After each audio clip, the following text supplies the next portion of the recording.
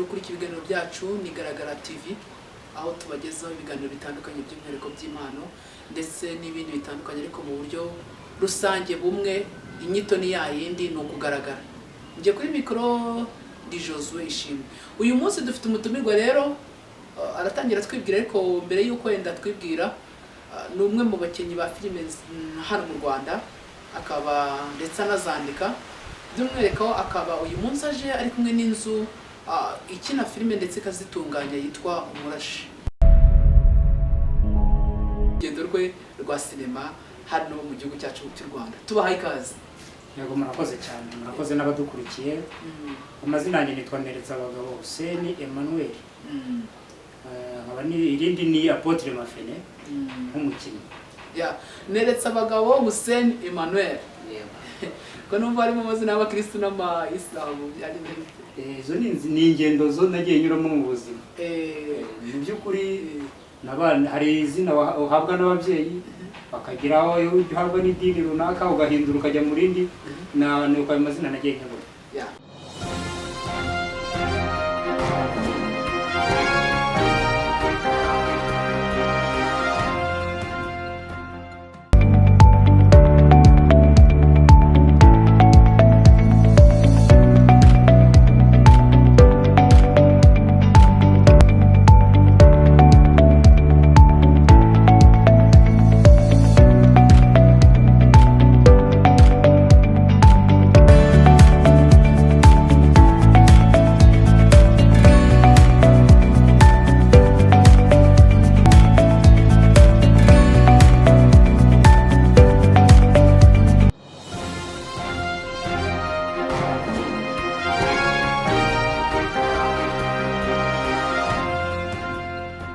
Ndabashimiye inshuti mukomeje gukora ibiganiro byacu, by'umwihariko turakwakiriye. Murakoze cyane.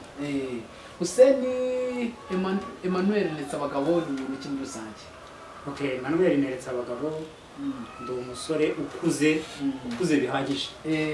Umusore ukuze bihagije. Nkaba muri make ndi umukinnyi wa filimi, ndi umwanditsi wa filimi, nkaba n'umuririmbyi, nkaba n'umuyobozi wa filimi. Umuririmbyi, umwanditsi wa filime ndetse n'umukinnyi wa filime muri rusange, ibyo bintu byatangiye ryari, ubihuza ute? Okay, natangiye kuririmba byo nabitangiye kera nkiri umwana niga muri primaire, najya ndirimba nkandika indirimbo, abantu bakambwira ati rero wa mwana ufite impano. Nandikaga n'amakinamico, amakinamico nkandika, ukabona uko kundi mu ishuri tukajya ku ishuri tugakina, ukabona abantu baranezerewe. Abantu bakambwira ati ibintu nubikomeza uzagera kure, ufite impano.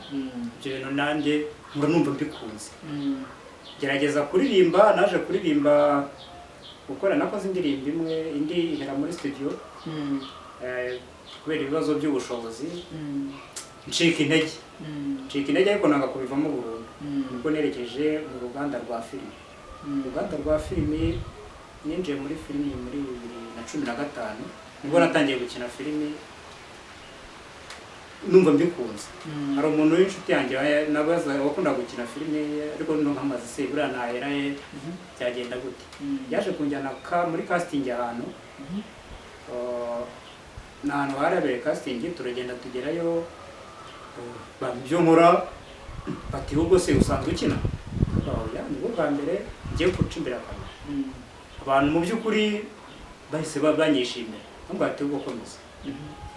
Tangira gukina filime, igihe cyo gukina kiragera, kigeze turakina. Iyo filime ntiyasohoka, dukora indi ya kabiri ntiyasohoka, ngenda nshaka ko mbona nanone ntangiye gucika intege. Buriya nta kintu kibabaza nko gukora ikintu kijya ahagaragara. Yego rwose. Naje gukora filime, ndumva nakinnye filime zigera muri 5, ntarabona filime n'imwe zidasohoka.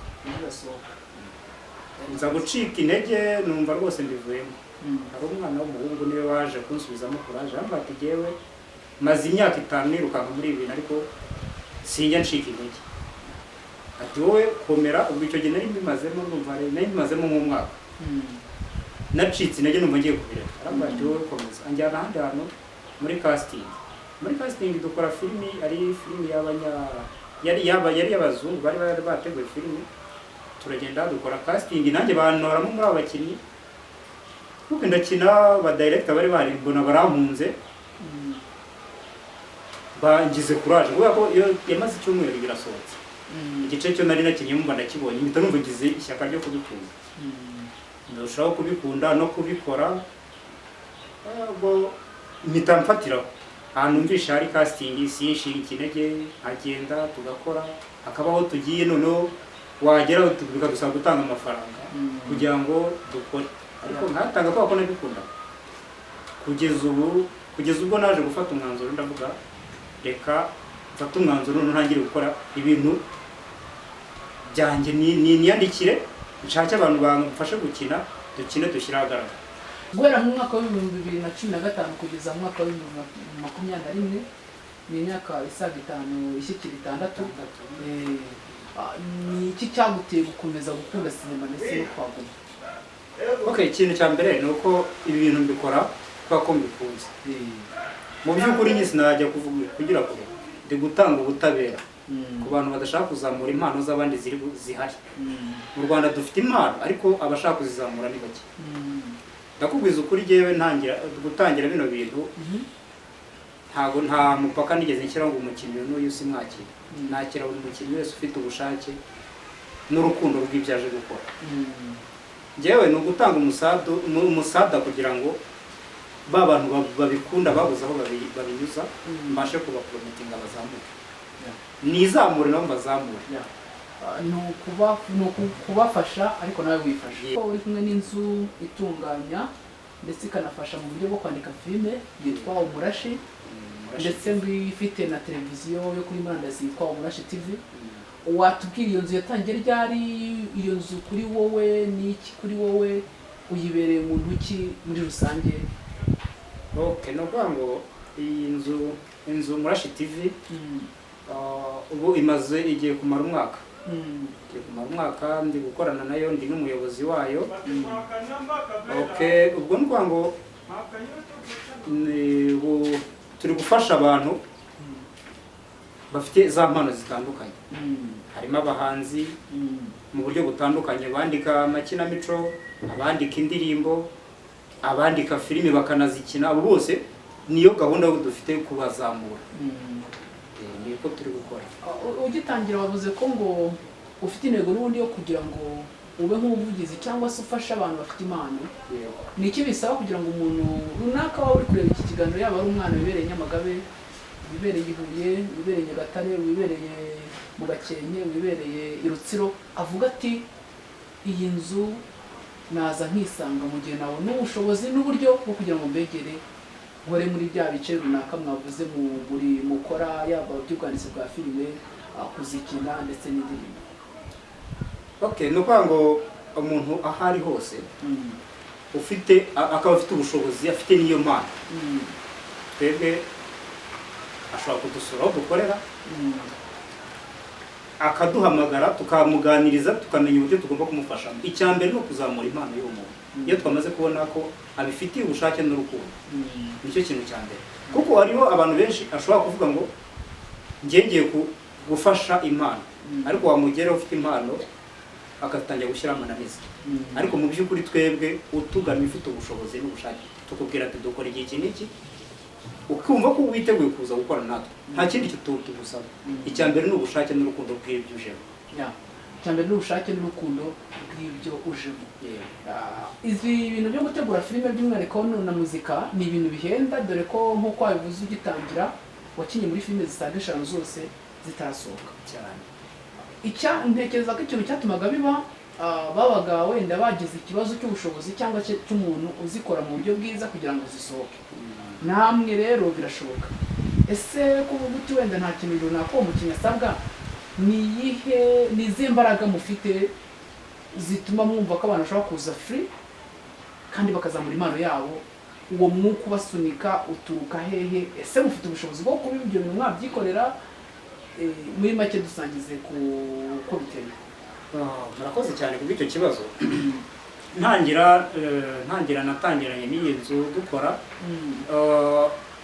nishakagamo ubushobozi ubushobozi bwose nkishakamo amafaranga, ibiri butunge abo bakinnyi kuri set urumva byose byari biri ku mutwe wanjye ariko kubera buriya iyo ukora cyane ubona n'izindi mpano ziza ubu ndakubwiza ukuri nagize amahirwe ngira umuterankunga ubu nawe turi gukorana ni mu by'ukuri niwe uri kumfasha muri ibyo byose turi gukorana neza kandi video zirabonekera igihe n'ibikorwa n'abakinnyi uko ababyifuje ntabwo ashobora kuza ngo akine filime amara icyumweru atarabona filime ye oya ntabwo ibyo nikosa ninjiye muri ibi bintu ndahiye ko ntazigera ntuma bibi nshobora kurara nijoro nkegenda nkareba umuntu wadufashije gukora iriya filime nkamugana turare tuyikora ariko ejo ya filime iboneke ntabwo ibintu byo gutindana filime biri kubaho iyi industry ya sinema ni ikintu kimwe kuzikora ariko kurebwa ndetse no gukurikiranwa ndetse no gukundwa ni ikindi mwe mubona biteye bite kuri filime mukora by'umwihariko filime kuri icyo kintu cyo kurebwa haracyarimo imbogamizi ariko izo mbogamizi nazo nizo ubu ndashaka ko zirangirana n'uyu mwaka turi gusoza ndashaka kugira ngo ishyire imbaraga mu kugira ngo twamamaze kuko ikibazo cyabaye mu bintu byo kwamamaza kuko urumva mbere nabikoraga ndi njyenyine ariko ubwo nabonye mu mufatanyabikorwa turi gukorana ntago nkivunika cyane numva ko harimo ibyagabanyutse niyo mpamvu nshaka no kwinjira muri ya gahunda yo kugira ngo nkore amapublicité yo kwamamaza amafilimi nkora n'itangazamakuru kugira ngo ibi byo dukora bigaragare uti ikintu cyabiteraga ahanini nuko wabaga wenda uri gukora uri wenyine iyi nzu y'umurashi ndetse wavuze ko ubere umuyobozi ndetse ari n'umuterankunga urebye watubwira nk'abantu bangahe mukora mu buhe buryo abantu wenda bayigize ese n'uwo muterankunga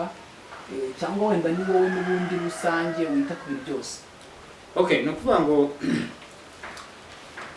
umuryango w'umurashi TV tumaze kuba abantu benshi kuko ubu kugera mu byo kuwa gatandatu washize nibuka neza mu mibare twari tumaze kuba abantu 50 abakinnyi 50 ubwo ni umuryango w'abantu 50 tumaze kugira dufite indi nzu turi gukorana yitwa Alice Film ihagarariwe n'uwo bita Sizo de Great nibo turi gukorana mu gutunganya amafilime mbega mu bijyanye na filime byose bari kubidufashamo mu by'ukuri nanjye ubwo niyo navuze ni ubu tugiye gutangira gushyira imbaraga mu kwamamaza kugira ngo ibyo dukora bigire byaguke bibe binini biruteho kugira ngo biruteho rero hari n'umwihariko hari ikintu wavuze cyo kutarega kwa filime ariko hari ikindi kibazo cyagaragaye cyane cyane mu Rwanda abantu aho batangiye kubona uburyo bwa platform ya YouTube ndetse bakabona n'uburyo runaka bworoshye bwo kuba bakora ibihangano bifite aho bibire na sinema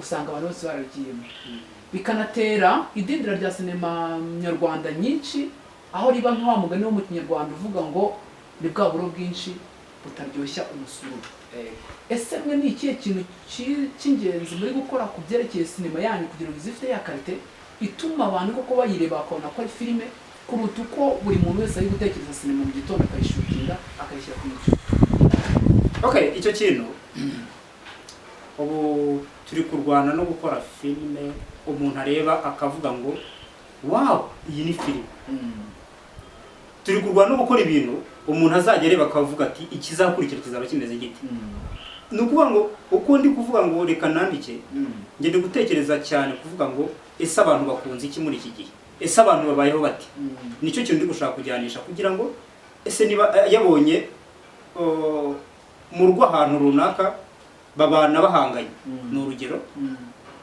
umugabo niba atashye umunsi agakubita umugore agahita avuga ati nanjye shaka ubutaha tuzabonana urumva niba birangiye gutyo wa muntu azakurikira kumenya ati se ubutaha noneho bizagenda bite nuko turi kugenda tureba utuntu tuzakurura abantu gutaha kugira ngo barebe igice kizakurikira ku buryo umuntu yumva afite inyota yo kubona igice gikurikiye muri make hari ahantu wambwiye ngo n'amazina yawe ngo harimo ngo izina ntabwo Mafene Pito wambwiye ko yitwa Ndetse abagabo Emmanuel Hussein wongera kandi Apotre Mafene Apotre Mafene ibyo byaje rite wambwiye ko ari byo muri sinema byatangiye bite iyi Apotre Mafene ni filime nanditse mu mwaka wa 2012 iyo filime nyandika ari filime yari ishingiye ku bintu byinshi ari mu buzima bw'abantu butandukanye. Iyo filime naje kugira gute nayishyira aba director benshi ngira ngo bayikore kuko njye nandikaga nkazibihera bakikorera. Ariko nyuma naje gufata umwanzuro iyo filime nayishyira uwa mbere akajyamwa n'imwe ndetse aho nyishyijyanye buretse ngeze mfata umwanzuro nawe iyi filime ngiye kuzayikorera. Filime naje kugira ibibazo mbona ikayi yari yanditsemo bayinyibye mvuga ni filime byanze bikunze ndayikora nta bundi muntu uzayikora. Nuko guhita nyitangira. Noneho nyitangira ari nanjye Apotre Mafei. Uri umukinnyi mukuru. Ubu tumaze gusohora season ya mbere yararangiye. Twatangiye na ifite episode 20. Season ya mbere. Ubu twatangiye season ya kabiri nayo tumaze gusohora season imwe.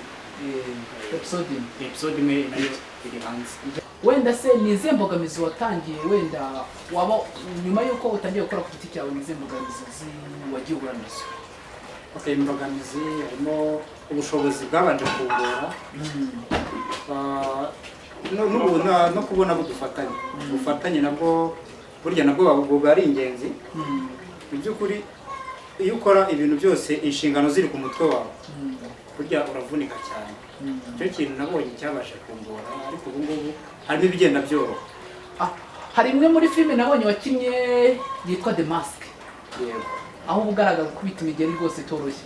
Waba warigeze wiga ku bimwe wenda mu mikino njyarugamba cyangwa se mu mikino njyarugamba kuko nabonye aho ngaho urwana cyane? Ni ukuvuga mu busanzwe ndi umusiporutifu. Abandi n'umukinnyi wa karate burya by'umwihariko. Kuko iyi filime ndi gukora, izi filime ndi gukora ni ukuvuga ngo turi gukora filime zicishije make ariko bibaze ngo mbonye n'indi yo kurwana cyangwa gukora izindi siporo runaka ndabishoboye nabyo. Ubona ibintu byerekeranye n'imirwanire cyangwa se filime zisumbuye cyane mu Rwanda ari iki gituma tudakora filime nziza ubundi? Icya mbere nabonye harimo kwitinya, nanone kwirekura ku bayobozi b'amafilime ngo abe yakwegera club ababwira ati nkeneye mfite filime nateguye gukora ikeneyemo abantu b'indwanyi abafite ubwo bushobozi. Ibyo bintu ntabwo babitinyuka. Mu Rwanda hari abakinnyi benshi ba filime, by'umwihariko niwe mukinnyi wa filime uvuga uti uyu mukinnyi nshaka wampuza nawe, ese uyu mukinnyi hari imimerere, hari uburyo mbona akina filime ku buryo bwisumbuye? Ni benshi bakinnyi cyane burangiye nubaha bano bantu bantanze mu mukino, bantanze muri ibi bintu babimaze n'igihe, kuko urabona ngiye nubwo ndi kubikora ntabwo nanavuga ko arabona nagira njye ndi gutangira. Bivuze ngo rero uriya wese uzi ko hari aho yageze njye dukinanye nawe kuva ko bitangiye kuza. Hari filime imwe yindi nawe wagaragaye ejo bundi yitwa Nkunda, aho wari uri kumwe n'abakinnyi basa nkaho bo mu bihe byashize, harimo ba Nzovu wanamenyekanye mu gihe cya vuba nka Maître Nzovu, hazamo umubyeyi nyina wa Mbogo ndetse na Nyagahene. Nayo ni imwe muri filime wagaragayemo. Ese n'ubundi ni gute uhuza uburyo bwo gukora filime bwo mu nzu yawe ndetse n'izindi filime zindi? Hari aho usanga rimwe na rimwe wagira imipaka kuvuga ngo nimba afite inzu yanjye itunganya filime ntabwo najya ku yindi filime. Wowe ubibona ute biriya bintu? Rero njye mbyita ubwiyemeza. Kuko njyewe niba ndi umukinnyi wa filime mbere na mbere uko mba umuyobozi w'iyo nzu itunganya, ariko ndi umukinnyi. Niba umugenzi wanjye mu director runaka mpamagaye ati ko hari role nshaka gukina kandi mbona wafitingamo, bose nta kibazo ugenda nkakina. Ni ubwo rero kumva ngo nagaragaye muri filime iyi n'iyi, njye mbona numva ari sawa cyane, kuko uko nkina cyane ni nako nunguka byinshi. Tugitangira watubwiye Hussein, uravuga ati ni umusore ukuze. Muri rusange ubuzima bwa Hussein rusange, iyo uvuze umusore ukuze hari n'ibindi bintu bindi dutangira gutekereza. Ese ufite umukunzi? Ese bimeze bite ku bintu byerekeranye n'urukundo cyangwa se bifite aho bihuriye no kwimanya? Icyo kibazo rero ikibazo nubwo nari bukigusubiza kuko nkubwije ukuri sindabijyamo. Ntarabijyamo ariko ufite umukunzi? Ndicaye ndategereje ntawe turi kumwe. ariko urategereje umuntu wese wabona yavuga ati umuyobozi w'inzu runaka kandi akaba n'umukinnyi wa filime. Twaganira igihe kigeze ubu ntabwo kiragera, ndacyafite byinshi byo gukora. Niwe muntu ugitangira sinema wumva waragukashije, ndumva waragukora ibintu bitari sawa na n'ubu ngubu ukavuga uti nubwo mfite aho ngeze cyangwa ntarahagera ariko uzisubireho? Hari umudirector bita Gerard, umutipe namukine filime zigera muri enye, nta n'imwe nigeze mbona. Umutipe ari mu bantu bamvuna. Gerard akumva director nawe arabizi rwose kuko ndamugara kuko arabizi no kuri telefone ndetse ko nimero yakoreshaga ntabwo ikiriho, ariko niyo twahura nabimubwira ntabwo waramvuriye kandi yashenye benshi kuko twari benshi dufite ubwo bushake, ariko twakora filime nyine ntatume irangira ntatume inasohoka. Ninde mu bakinnyi ba sinema waguteye imbaraga cyangwa akakwinspira ukabona guha imbaraga kuko na n'ubu ngubu washimira? Ni benshi ariko cyane uriya muntu bamwita Irunga, Muzehe Irunga, uriya musaza yigeze ni inshuti yanjye twigeze duhurira ahantu mubwira uburyo nkunda ibintu bya filime, angira inama y'uburyo ngomba kubigenza no kwitwararika. Ari mu bantu batumye ngaruka ngera kuraje muri ibi bintu kuko buriya yambwiye uburyo yatangiye nawe bimugoye, ariko nyuma akaza kugera ngo atangira gufata ku gafaranga. Hari akantu komajeho kitwa gufata ku gafaranga, wenda iyi ni impano ariko tuba dukeneye ko yanadutunga. Wowe ubona muri sinema by'umwihariko mu gice cyaho uri cyangwa se uko ubu ngubu bimeze hari agafaranga gahari? Ni ukuvuga amafaranga arimo ariko ntabwo turamenya kuyashaka, kuko ndavuga ko tutaramenya kuyashaka ngendeye ku kuba twinjira mu bintu duhita ducika intege. Kandi mu by'ukuri ibi bintu bya sinema nabonye kugira ngo ubone umusaruro wabyo ni uko ubiha umwanya. Icyo kintu nabonye gisaba. Irunga ni umwe mu bantu bagufashe kandi akubwira ko nawe yahasurinze kugira ngo agere kuri uru rwego. Ni benshi bashaka kujya muri iyi industry ariko bakahura n'ibibazo, n'iki wababwira n'ubundi? Ikintu cya mbere ni ukwihangana kandi ugahozaho, kuko bino bintu habamo urucantege rwinshi. Iyo batabaye ababyeyi baguca intege ubu inshuti mugendana bakaguca intege ukabiruka, kuko hari uzakubona ku iteti uri ikiraro rwagiye muri filime uri iki, ariko wowe iyo urebye ukavuga uti ngewe nzi icyo nshaka, nzi aho nshaka kugera, ntabwo amagambo yaha umwanya kugira ngo ugereyo, kugira ngo utsinde rero ni ukubiha umwanya no guhozaho. Wiyumvise ute umunsi wa mbere ubona kuri screen runaka wakinnye ikintu? Biri mu bintu binezeza, kuko buriya niba ari ikintu kivuna kwandika biravuga, noneho bikababaza noneho nk'iyo wakoze projet nk'iyo ukayikora yakuvunnye, kujya kuyikina bakayikina ivunanye ukayikina uvunika, noneho waragategeza ko izasohoka reka nda, ariko iyo ubonye akantu gato niba bakaburi gato wakoze ukabona karagaragaye, bumva hari imbaraga wita wumva ziyongereye. Amafilime irakomeje kuko ubu ngubu twatangiye season ya 2, nayo mu kanya ndumva iyi episode ya mbere irajya hanze. Akaba rindi tubafitiye yitwa Isano y'amaraso, igice cya mbere nacyo cyarasohotse, icya kabiri nacyo ndabiziza ko muri iyi minsi kigiye kuza. Hari Izikira, hari iyo bita Urukundo rw'amayeri. Izo ni projet zose turi gukora kandi turi gushakira abantu bacu ibyishimo. Hussein ni muntu ki mu byerekeye imico mbonera? Imico buriya rero sinavuga ngo imico mfite imico myiza oya, ku ruhare rwanjye ngira amahame yanjye ngenderaho, nkagira ibyo nubaha n'ibyo nzira. Ibintu nabonye ni inyanja ngari, bisaba kugira ngo ugendemo witonze. Uri umwemera Imana kuko harabona ko itorero bavuga ati ntabwo ntiwarivuze idini rya, ariko wavuze ko wemera Imana. Yego. Imana uyemera ugifata nk'iki mbese? Imana ni ikintu niba ndibuvuge ikintu cyangwa umuntu. Mbega ntabwo mbona uburyo nyifata, kuko mbona iri hejuru y'ibintu byose byose cyane kuko ngewe iyo ntekereje ubuzima nabayemo nkiri mutoya naho ngeze napfukama nkashima Imana nkanaryama nkashima Imana nkanacurika umutwe nkashima Imana kuko mbona ko hari henshi yankuye hari n'aho iri kunjyana igiye kungeza heza. Urupfu uraruzi cyangwa urarwumva? Ndarwumva ndanarubona. Ni iki utekereza ku rupfu? Urupfu rero buriya ntabwo narwo kurubonera ubusobanuro. Ni ikintu kimera ni nk'umuyaga rutwara uwo rushatse rukazira igihe rushakiye. Narwo buriya kubitindaho ni ibintu bigoye. Wumva ari nk'iriya jambo wavuga uramutse uri ahantu hiregeye ukareba urupfu n'umuntu runaka rugiye gutwara?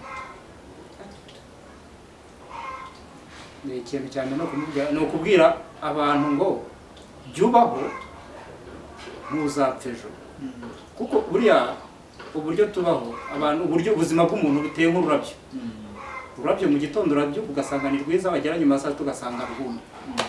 Ubwo rero mbona umuntu kubaho ni ukubaho neza ugasiga ibikorwa bizima kuko buriya iyo uriho uzi ko ejo utazaba uhari hari uburyo witwararika. Muri iyi si tugira abantu b'ibyitegererezo, nabuze nakubaza Ronaldo mu byerekeye na sinema n'ibindi. Ninde muntu wumva ushaka guhura nawe kuvuga ati uyu muntu nawe nigira? Wenda wavuze Tom Cruise ndetse n'uriya musaza amita Tashachani w'umuhinde, ariko hari n'undi muntu runaka uvuga utenda bitewe n'ukuntu mubona cyangwa se ibyo mwumvaho wama tugahura. Buriya nyakubahwa perezida wa repubulika twicaye niyo aba ari mu nama imwe nawe ngewe kumureba gutya turi kuganira ku buryo mubaza ikibazo akaba yansubiza cyangwa nawe akambaza nkaba namusubiza. Umutwe buriya umutwe wanjye kuko umfasha kunyobora ku bintu byinshi. Ntari igice cyawe cy'umubiri wumva udakunze wanga? Ntacyo. Ubuyobozi bwo guhindura isi ni ikihe kintu wumva wahinduraho ku bitekerezo bijyanye n'uko abantu babayeho cyangwa se uko ubuzima buri ubu? Ikintu cya mbere nabanza guca ku bantu, hari icyo bita kwikubira. Ikintu cyo kwikubira kibangamiye isi ku rwego rwo hejuru, uburyo njya ufite ubushobozi najya ndeba umuntu ubayeho nabi cyane uri hariya hasi ntubwanigenda nawe igira hejuru by'urukubo. Kutugana WhatsApp yanjye ni 0788 57 84 26. Facebook nayo nitwa Neretse Abagabo Hussein. Instagram ni Neretse Abagabo bifatanye. Iyo abashinwa Neretse Abagabo mu ijambo rimwe ukandika inyuguti ya H na U gutyo. Instagram ku cyifuzo ku bundi bufasha ubwo ari bwo bwose murakoze cyane. Ndabashimiye inshuti mwe mukomeje gukurikira ibiganiro bya Garagara TV z'amano zitandukanye. Tukaba turi kumwe na Hussein Neretse Abagabo Emmanuel, umwe mu bakinnyi ba filime, akaba umwanditsi ndetse akaba n'umuririmbyi. By'umwihariko yaraje kutwereka n'inzu nshyashya barimo bakorana anayoboye yitwa Umurashi, ndetse n'indi nzu zitandukanye ziri kugenda zibafasha. Urugero ni nka Alice Films ndetse na Sizo the Great uri kubafasha ku buryo butandukanye. Ndashimira Sizo the Great n'ubundi wadufataga amashusho, ndetse ngashimira inshuti mwakomeje kubana natwe. Ndashimira kandi umutumirwa wacu Hussein Neretse Abagabo. Ndashimira inshuti z'akadasohoka zikomeza kutwereka ko zidugurikiye. Kora subscribe, like, share, comment. Imana ibarinde, mugire Imana n'amafaranga. Ciao ciao, mwari kumwe na Josué Ishimwe.